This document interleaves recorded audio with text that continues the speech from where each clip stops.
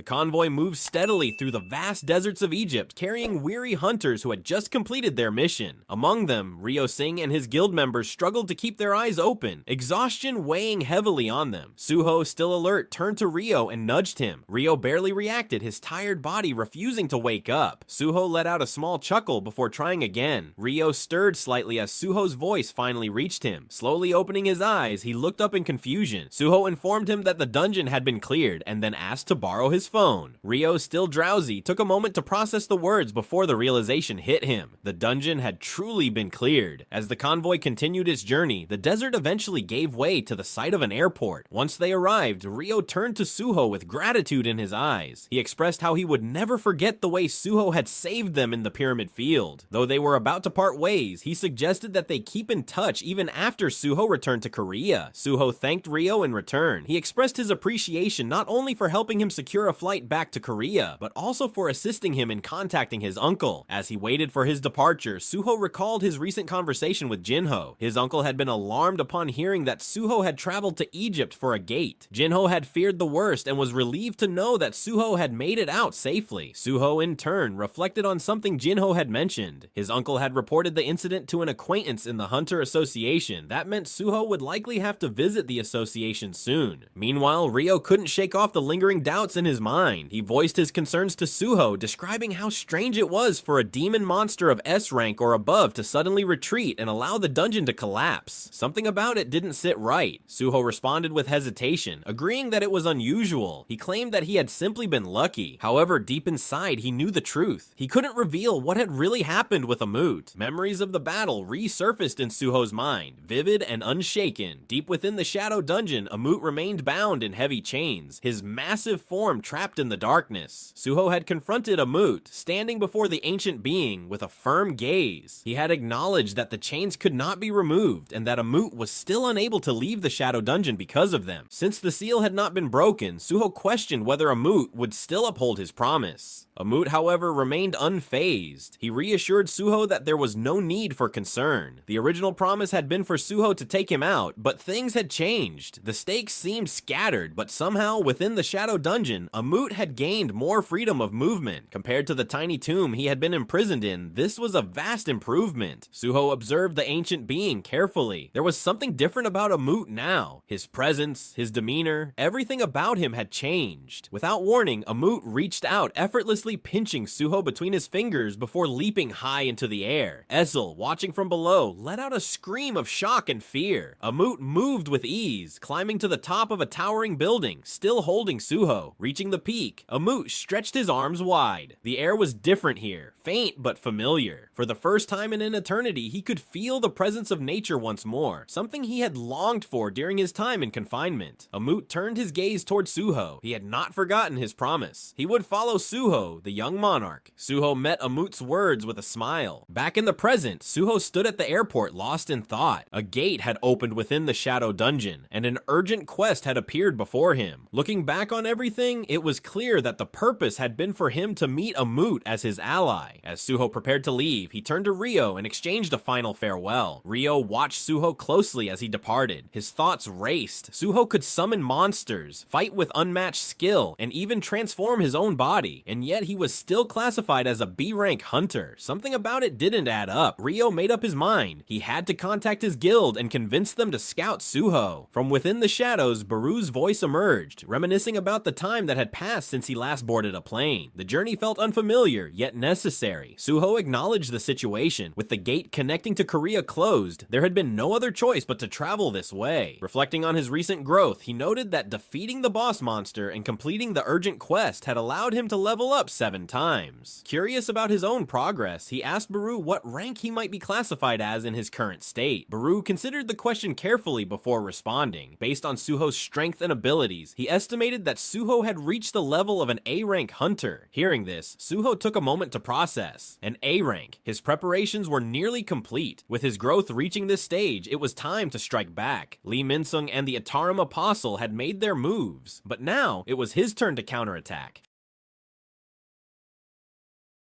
Far away within the Chivalry Guild in Incheon, the atmosphere was filled with a sense of accomplishment. The guild had grown significantly. Once just a small C-rank hunter guild, it had now secured the rights to a B-rank gate in Incheon. The guildmaster took pride in their progress. The office had expanded, their influence had increased, and the reason for their success was clear: Stardust. Thanks to this mysterious enhancement, even a guild composed mainly of C-rank hunters had gained the strength to enter a B-rank gate. Among the guild members, there was excitement. One of the employees noted that Stardust had become widely available on the black market and was now cheaper than before. Though its origins remained unknown, gratitude filled their voices. Whoever had created this substance had given weaker hunters a fighting chance. Kim Sung-soo, a B-rank hunter, remained skeptical. The enthusiasm of the others did not sit right with him. Something about Stardust felt off, though he couldn't pinpoint why. The employee dismissed his concerns, arguing that Sung-soo had always been a B-rank hunter and could never understand the struggles of lower-ranked guild members. To them, Stardust was a miracle, allowing them to close more gates and gain more opportunities. However, rumors had begun to spread. The Hunter Association was reportedly considering a law to prohibit the use of Stardust. The news caught the guild members off guard. Confusion and frustration filled the room. They questioned why the association would ban something that had no apparent side effects. From their perspective, this enhancement only benefited hunters, especially those from smaller guilds who lack support. Yet, regardless of their complaints, Kim Sung-soo knew there was little he could do. If the Hunter Association made its decision, there would be no changing it. Just then, a group of people entered the Chivalry Guild. Leading them was a child, his presence strangely commanding. Without hesitation, he addressed the guild, demanding to know if they were the ones holding the rights to the gate that had appeared in Incheon. Kim Sung-soo observed the newcomer with surprise. His presence here seemed out of place. Confirming that this was indeed the Chivalry Guild, Sung-soo questioned the boy's intentions. The child responded without hesitation. He wanted the gate handed over. Confusion flickered across Sung-soo's face. Had he heard that correctly? But before he could react, the child repeated himself. His demand was absolute. A sudden surge of raw energy erupted from the boy's small frame. It spread outward in an instant, engulfing the entire room. The force pressed down on the guild members with overwhelming authority. One by one, they bowed their heads, as if their bodies no longer belonged to them. All except Sung-soo. The Chivalry Guild members, their voices eerily synchronized, acknowledged the child's command. They would obey. Shock coursed through Sung-soo as he looked around at his comrades. What was happening? Why had they all stood up and bowed to this boy without question? Panic set in. Something unnatural was at work. The child observed the scene with amusement. There were hunters who had not consumed Stardust. That fact seemed to interest him. Then, with an effortless decree, he stripped them of their sight and hearing. Sung-soo's rage boiled over. Why was everyone following this child's every word? Why were they accepting this so easily? The answer came calmly, as if it were the most natural thing in the world. The child had wanted to speak with humans who were not bound by another's will. His purpose was clear. His creator sought dominion over a place known as the world without a master, and he had come to Earth to fulfill that wish. Kim Sung-soo tightened his grip around his weapon, unsheathing it with trembling hands. His voice wavered as he demanded an explanation. The child stood before him, unfazed, his expression unreadable. There was something he wished to understand. Creations were made to fulfill the desires of their creator, yet humans had strayed from that purpose. They had acquired their own will, moving of their own accord. What purpose did they now serve? What wishes of their creator were they fulfilling? Sung-soo's confusion turned into anger. The mention of a creator sounded like nothing more than the ramblings of a cult. His patience snapped. He demanded that everyone be returned to normal. He would not allow a child to control the guild with such madness. The child's expression darkened. Without hesitation, he reached for a weapon from one of his followers. Sung-soo's eyes widened as he saw the energy radiating from the blade. It was overwhelming, something beyond his understanding. Then the child's voice cut through the air, sharp and cold. His gaze locked onto Sung-soo, his fury evident. Had Sung-soo just spoken against his creator? With a mere touch of his fingers, the child amplified the power within the sword. Sung-soo saw his chance. He roared, seizing the opportunity, and swung his blade with everything he had. But before his strike could land, the child moved. A single devastating slash tore through Sung-soo's torso. The force of the attack was absolute. Blood splattered across the ground as Sung-soo's body collapsed, motionless. The child stood over the fallen hunter. His command was calm, effortless. The guild members were allowed to see and hear once again. Confusion filled the room as the Chivalry Guild hunters came back to their senses. Their minds reeled at the chaos around them. Had another hunter caused destruction within the guild again? Without another word, the child walked past them, his presence fading as he left. His final command lingered in the air, leaving no room for resistance. Everything they had witnessed here was to be forgotten. The child and his companions walked through the gate, secured by the Chivalry Guild. In the cold, eerie void beyond, a massive beast lay still, its body marked by the wounds inflicted by the child's companions. Before it, a presence loomed, a child standing firm, exuding an air of absolute authority. There was no sympathy in his gaze, only cold understanding. He recognized the pain of the creature, the rage boiling within it after losing everything, and so he offered it a chance, a release. The beast would be allowed to run wild, to unleash its fury upon another world. While it drowned in its destruction, he would continue his investigation, seeking to fulfill the will of his creator. Meanwhile, at the airport, the tension in the air was palpable. The dungeon gate flickered ominously, mana surging from within. The hunters of the Chivalry Guild watched closely, their expressions grim. The energy pouring out was undeniable. A dungeon break was imminent. If the boss inside was not eliminated in time, the destruction would be catastrophic. Given the gate's location, the airport and everything around it would suffer immense damage. Then, a single decision changed everything. Without hesitation, the guild members acknowledged the child's orders. They would report to the Hunters Association that there was no problem. A crack echoed through the air, followed by a deafening roar. The dungeon break had begun. Monstrous figures spilled out of the gate one by one. Yet, as chaos erupted, the child and his companions merely stood and watched. His thoughts were clear, unwavering. Creations existed only for one purpose: to fulfill the will of their creator. If their god wished for battles, they would wage war against one another. If their god desired something, they would obtain it by any means necessary. Their existence had no meaning beyond that purpose. Everything changed when their creator, the one they called God, spoke. A revelation shook their existence. A being of their kind had perished in another dimension. It was an unthinkable event, something that should never have been possible. And with that, a command was given. Following the will of their creator, the apostle and his kind gathered countless believers, forming an army devoted to a holy mission. They embarked on a crusade to claim the world without a master, determined to fulfill their god's decree. However, the journey itself was a test of endurance. An unimaginable amount of energy was required to transport the vast army across dimensions. The greater one's power, the narrower the passage through which they could travel, making the transition even more difficult. The army of God pressed forward, undeterred by the eons spent within the dimensional passage. Time lost meaning as they persevered through the endless void, driven solely by their divine purpose. Eventually, they arrived at their destination, the world abandoned by its ruler. But what awaited them was not an empty land ripe for conquest. It was darkness. An abyss stretched before them, endless and consuming. It was not just the absence of light, but a force beyond comprehension. Within this abyss, an entity existed, a being known only as darkness, and surrounding him was a legion of creatures wielding unimaginable power. The army of God had faced countless foes before, but this was unlike anything they had ever encountered. The true terror of darkness revealed itself during battle. Each fallen soldier of God did not simply die. They were consumed by the abyss. Their very essence was corrupted, turning them against their former comrades. As the war raged on, every loss only strengthened the enemy, while the army of God steadily weakened. What had begun as a mission of conquest quickly spiraled into a desperate struggle for survival. The battle in the world without a master was short-lived. Overwhelmed, the army of God was soon pushed into an outside dimension, forced to retreat as the tide of war turned against them. Despair settled upon them as they realized the truth. They could not defeat darkness. Their divine strength was not enough. Amid this hopelessness, an envoy named Tyel proposed a new strategy. The darkness had left the world without a master to pursue them, and just as their passage had been difficult, it would not be easy for him to return. There was an opportunity, a way to claim the world in a different manner. Tyel had observed something vital. The life forms of this abandoned world did not possess mana. With the right method, they could conquer it from within. A plan was formed, one that would reshape their approach to war. Instead of direct confrontation, they would use the mist burns, a method that would allow them to seize control without the need for a full-scale battle. The weakest believers, those who had devoted themselves entirely to the will of God, even as their minds crumbled, became tools of divine purpose. Known as the mist burns, they were set alight by holy fire. Their powers were insignificant, yet their explosive spread of faith had a devastating effect on beings without mana. The army of God saw an opportunity. If belief in their cause took root in the world without a master and the number of followers grew, they would be able to manifest a sanctuary. And from that sanctuary, a miracle could be born. With this understanding, the army of God fully embraced Tyel's strategy. Without hesitation, Tyel divided his power into 5 fragments, each carrying a portion of his abilities. The weakest among them carried the embers of the mist burns, and was the first to set foot in the world without a master. Its presence went unnoticed by the darkness, allowing it to infiltrate the foreign dimension without interference. However, something unexpected awaited the fragment. The beings of this world, who were supposed to be devoid of mana, had gained it. This revelation shattered previous assumptions. The fragment soon discovered that the emergence of mana was linked to an event known as the Cataclysm, a phenomenon that had reshaped the very foundation of this world. Realizing the need for reinforcements, the first fragment chose to wait. When the second fragment arrived, the two successfully merged, becoming stronger as one. The changes unfolding in this world were beyond coincidence. The emergence of mana and the shift in power must have been orchestrated by some unseen force. There could be no more disruptions. The mission had to continue. To ensure success, an understanding of the strongest beings in this world was necessary. Those who wielded mana at its peak. The pinnacle of these beings, the hunters, had to be studied, especially those who stood at the highest rank. At that moment, chaos erupted at the airport. Terror spread through the crowd as civilians scattered, their eyes filled with fear. Magic beasts poured out of the dungeon, unleashing destruction upon everything in their path. Screams filled the air as people fled, desperately trying to escape the slaughter. Amidst the panic, voices rang out, calling for help. The realization spread like wildfire. A dungeon break had begun. Desperation overtook the civilians as they pleaded for the Hunters Association to intervene. The apostle watched in silence. If a beast with immense mana rampaged for long enough, a high-ranking hunter was bound to appear. This was an opportunity. Observing the abilities of an S-rank hunter firsthand could provide the knowledge needed for the mission. Panic spread among the hunters as they ran through the airport, confusion evident in their eyes. A dungeon break should not have been possible. There was a designated guild near the gate, yet the magic beast had broken free, throwing the entire area into chaos. The apostle observed them carefully. These hunters, the ones present at the airport, were all users of star powder. This substance, formed by melting the faith of the mistburns, acted as an amplifier. Normally, the minuscule traces of faith accumulating in their bodies had no effect, but under the influence of TL's ability, Amplify, their faith was magnified beyond their limits. In an instant, the apostle took control of the hunters. Their will was no longer their own, their minds now bound to his command. Without hesitation, he dismissed them. They were no longer necessary. Obediently, the hunters turned away and left. Screams tore through the air as goblins rampaged through the fleeing crowd. A civilian, a woman trembling in terror, fell to the ground as the goblins surrounded her. Their jagged blades plunged into her without mercy. Blood pooled beneath her as she struggled to lift her hand, silently begging for help. The apostle watched, his expression unreadable. Creations existed for their creator, for God. He had always believed that life had only one purpose, to fulfill the will of its creator. But humans, they were different. They bore something they should not have. Desire, a longing for something beyond mere existence. This was something only a creator should possess. Yet these fragile, weak beings held onto it so fiercely. Did that mean humans were higher beings than those created to serve? Before the thought could settle, a new presence arrived. Suho stood at the entrance of the airport, his eyes narrowing at the chaos before him. A dungeon break. The moment he arrived, disaster had already unfolded. A deafening roar rang out as a magic beast lunged toward a civilian. The man, too paralyzed by fear, collapsed to the ground, his pleas for mercy drowned by the approaching creature. In an instant, Suho moved. His body blurred as he launched himself forward, driving his knee squarely into the beast's face. The impact sent the creature crashing backward, its roar cut off in a violent gasp. Without hesitation, Suho turned to the terrified civilian. The beast would be stopped, but the people needed to escape now. The apostle shifted his gaze as the battle unfolded before him. Suho moved like a force of nature, his flying kick blasting a goblin away with such power that it crashed into the ground lifeless. Without losing momentum, he turned his blade in a swift motion, severing the head of another goblin while striking down a third. His movements were relentless, precise. As the apostle watched, a memory surfaced in his mind, a past conversation with Lee Min-sung. Min-sung had spoken of a hunter wearing a black mask, the one who had destroyed the hyenas. The apostle now considered the possibility. Was this man the same saboteur Min-sung had mentioned? Suho continued his rampage, his body moving on instinct. More goblins charged at him, their crude weapons raised, but they were no match for his speed and strength. He dashed forward, his fist crashing into one of them with devastating force. The creature's body crumpled from the impact. Even as he fought, Suho's thoughts raced. A dungeon break of this scale shouldn't have been possible in a place where so many lives were at risk. The Hunter Association wouldn't allow such a disaster to unfold without reason. Something had gone terribly wrong. But first, the people needed to escape. He had to clear a path for them. From a distance, the Apostle observed every movement. His gaze narrowed as he analyzed Suho's power. Unlike the others, Suho's body held no trace of Mistburns' faith. He had not consumed stardust, meaning he had avoided the influence that had taken hold of the other hunters. And yet, his magic power was immense, comparable to Lee Min-sung's if not greater. Then, Suho gave the command, "Arise." Shadows trembled beneath the fallen goblins, shifting unnaturally. At his command, they rose. The slain goblins re-emerged from the darkness, their glowing eyes locking onto their new master. Without hesitation, Suho sent them forward. Their mission was clear: assist those who were still unable to evacuate. The Apostle's eyes widened in disbelief. What he was witnessing was beyond his comprehension. The authority that controlled darkness. There was a human capable of wielding it. If that human was connected to the darkness, then everything made sense. The attack on the Hyena Guild, the destruction of the Stardust Factory, it had all been to disrupt their plans. Realizing the danger, the Apostle immediately concealed his presence. Their existence in this world could not be revealed. At that moment, a massive truck hurtled through the air, descending at an incredible speed straight toward the Apostle. Before it could crash, Suho intercepted it mid-flight, his immense strength redirecting its momentum. A devastating blast followed as he smashed it away, sending debris flying in all directions. Landing near the Apostle, Suho positioned himself protectively in front of him. The suddenness of the attack made Suho scan the area. A monster stood before him, its massive form looming over the battlefield. Its teeth clenched tightly, and its fury was unmistakable. Suho's gaze hardened. The sheer presence of the creature set it apart from the others. This had to be the boss of the monsters. From the shadows, Beru's voice resonated, his tone carrying a sense of urgency. He sensed something within the monster, an energy unmistakably belonging to the Atarim. If that was true, then this dungeon break was no ordinary accident. It was connected to something far more dangerous. For a brief moment, Beru flinched. A strange sensation passed over him, as if he had felt something, or perhaps he had imagined it. The monster wasted no time. Rolling its massive fist, it lunged straight at Suho with terrifying force. But Suho did not waver. His own fist clenched as he met the creature head-on, closing the distance in an instant. With a single thought, Suho made his decision. Every stat he had gained upon reaching level 35 would be allocated into strength. There was no need for hesitation. Their fists collided in an earth-shattering impact, a deafening boom echoing across the battlefield. The sheer force of their clash sent shockwaves rippling outward. The Apostle's thoughts raced as he processed what had just happened. Suho had saved him, mistaking him for a young human child. Even though Suho wielded the authority of darkness, his strength was nothing compared to the true darkness. However, there was something unpredictable about him. His potential remained uncertain. Suho's fist slammed into the monster's face with incredible force, sending shockwaves through the battlefield. The impact was devastating, forcing the creature backward. Observing from a distance, the Apostle considered his next move. Encountering Suho here had been unexpected, but it was an opportunity. He would get rid of him. Before he could act, a figure suddenly arrived. Without hesitation, the newcomer spoke, his tone firm and decisive. Flames materialized in his hands, crackling with raw power. With a swift motion, he unleashed them upon the goblin horde. Fireballs floated above the monsters, frozen in place as if time itself had stopped. Then, with a single movement, he closed his fist. The fireballs rained down in perfect synchronization, igniting everything in their path. The goblins shrieked in agony as the flames consumed them, their howls filling the air. From a distance, Suho took in the scene. The flames had come out of nowhere, striking the monsters down instantly. The sheer number of enemies eliminated in a single moment was unbelievable. The fire's precision and control made him certain of one thing. This could only be the work of Choi Jong-in, the S-rank hunter. Jong-in watched as the massive monster emerged from the fire, still standing despite the devastating attack. Instead of frustration, his eyes gleamed with interest. The monster had survived. Its resilience was remarkable. Without delay, Jong-in brought his hands together. A bow of flames materialized, glowing with intense heat. In one smooth motion, he formed an arrow of fire, stretching it back against the bowstring. The moment he released it, the fiery projectile shot forward like a missile. The arrow struck its target with overwhelming force, blasting the monster off its feet and sending it crashing into a building in the distance. The impact shattered the structure, debris scattering in all directions. With that final strike, the battlefield fell silent. The threat had been neutralized. The nearby crowd erupted with awe and relief. They recognized the hunter instantly. The human weapon had arrived, and the crisis was was over. Choi Jong-in scanned the surroundings, his sharp eyes searching for any sign of movement. He was certain he had seen a young child nearby, however there was no one in sight. Hidden behind a narrow space, Suho remained perfectly still, carefully avoiding detection. Jong-in pondered the situation. The hunter, who had fought so fiercely before his arrival, had vanished without taking any credit for the battle. It made no sense. Why would someone go to such lengths and then disappear as if they had never been there? Meanwhile, Suho exhaled in relief. The timing of Jong-in's arrival had worked in his favor. With an S-rank hunter taking the spotlight, he could slip away unnoticed. His identity had to remain a secret, and lingering any longer would only increase the risk. Even as he moved to leave, his mind remained occupied with unsettling thoughts. Itarim had always operated from the shadows, carefully avoiding exposure. But now, they had boldly launched an attack in a heavily populated area, targeting civilians without hesitation. There had to be a reason behind such a drastic change in their approach. Their actions hinted at something far more dangerous. Time passed, and in a distant location, the apostle stood in silence, his gaze fixed beyond the glass window. The world outside remained unaware of the forces at play. Without a sound, a portal materialized behind him, its swirling energy distorting the space around it. Slowly, he turned his attention toward it. A voice resonated from within the portal, acknowledging his presence. It had been a long time since they had last met. The apostle remained composed. Before surrendering the body, there were crucial details that needed to be shared. The world was home to countless life forms, but among them were humans who possessed magic power. Hunters. Some of these hunters had reached the rank of S rank, their strength far surpassing ordinary beings. They held an immense amount of magic power, making them a potential threat that could not be ignored. However, there was something far more concerning. A variable existed in this world, a presence that could disrupt their plans, that needed to be eliminated. The voice from the portal dismissed any further explanations. Once the body was taken over, the memories would reveal the rest. The apostle had fulfilled his role, and as planned, he would now be absorbed. The apostle remained still, saying nothing. A moment of silence passed before the voice from the portal echoed once more, questioning if something was wrong. The apostle hesitated before responding. There was nothing to be concerned about. He was ready to leave everything behind. Yet deep within, a strange feeling surfaced. The thought of disappearing from this world, of being replaced by a new personality, lingered in his mind. However, such emotions held no meaning. His existence had always been dedicated to fulfilling the will of God. That was the highest priority. Everything was for the great creator. Without warning, a surge of energy erupted from the portal, enveloping the apostle's body. The overwhelming force merged the two beings together, and a brilliant flash consumed the space. The transformation was complete. A new figure emerged, standing where the apostle once was. The third fragment now existed in his place. As the memories of the previous fragment settled within him, something unexpected caught his attention. The existence of a being capable of wielding the same authority as darkness was not something he had anticipated. The decision of the second fragment had been flawed. Eliminating such a presence would be wasteful. If that being could be converted into a follower, then even the dead could be controlled. Meanwhile, Suho had returned to his crib, exhausted from the intense battle. The fatigue weighed heavily on him as he sighed. Beru, standing nearby, immediately took notice of Suho's exhaustion. Suho thought about his conversation with Jinho. His uncle was overwhelmed with emotion, expressing his concern. Suho's desire to protect Earth was admirable, but his safety mattered just as much. If something were to happen to him, facing his parents would be unbearable. Suho lay back in thought. His mother and father were undoubtedly worried about him as well. The weight of their concerns rested on his mind. After a brief moment, Suho rose to his feet. There was no time to waste. His next destination was the Shadow Dungeon. Beru observed him closely, sensing the determination in his movements. Resting would be the logical choice, yet Suho insisted otherwise. His return had been rushed, and as a result, he had left an important task unfinished. The daily quest had yet to be completed, and missing the rewards was not an option. Beru silently watched. There was no denying it. Suho's pursuit of strength was relentless. Perhaps he was too consumed by it. Suho and Beru entered the Shadow Dungeon, but something was different this time. As Suho looked around, confusion settled in. The daily quest was missing. This had never happened before. He tried to process what had changed. Esil hesitated before revealing the reason. Ammut had slain all the goblins in the dungeon overnight. Ammut stood firm, explaining his actions. He had simply eliminated every loathsome servant of Tarnak that resided in the young monarch's dwelling. However, as promised, he had not harmed any humans. Suho sighed sighed at the realization. The sheer number of goblins Ammut had wiped out meant that his training routine had been completely disrupted. Without the daily quest, his growth rate would slow down significantly. Ammut observed Suho's frustration and made an offer. If strength was what he sought, then proper training could be provided. Suho was taken aback. He had not expected Ammut to propose something like this. Ammut reassured him. He had not been strong from the beginning. He understood what true training required and was willing to guide Suho to become even stronger. Just then, a notification appeared before Suho. A new daily quest had been issued. With no other option, he accepted it. He checked the details. The tasks included 100 push-ups, 100 sit-ups, 100 squats, and a 10-kilometer run. This was the method for becoming stronger. Ammut, however, was not finished. The listed exercises alone would not be enough. Suho would have to complete them all while carrying Ammut on his back. Suho could hardly believe what he was hearing. The difficulty had just increased beyond reason. Ammut acknowledged the challenge. His current size would make it impossible for Suho to carry him. However, having been destroyed and regenerated countless times by Tarnak, he had gained the ability to manipulate his own body. Without hesitation, Ammut began to shrink. His form changed until he was no longer towering over Suho, but was now closer to the size of a human. Now, the training could truly begin. Suho watched as Ammut's form shrank, his massive figure becoming smaller. It was an unexpected sight. Ammut, now in his reduced size, wasted no time. He declared that Suho's training would begin immediately. Without hesitation, Suho dropped down and started his push-ups. He was determined. This was just another challenge he had to overcome. As he moved, thoughts surfaced in his mind. The gap between his strength and Ammut's was undeniable, but there was something else to consider. Unlocking their bond skill required a teammate who could endure a quest together. That idea wasn't so bad. Just as he steadied himself, Ammut climbed onto his back. The sudden weight pressed down, and Suho gasped for air. Ammut then revealed something crucial. While he could shrink his size, his weight remained unchanged. From a distance, Esil and Beru observed with concern. Suho struggled beneath the heavy load, barely able to complete a single push-up. His mind screamed at him. 100 push-ups under such weight? His arms felt like they were about to shatter. The sheer strain was unbearable, but Ammut remained firm. This training wasn't meant to be easy. Strength was built through breaking down and regenerating. It was the only method he knew. Suho had to endure.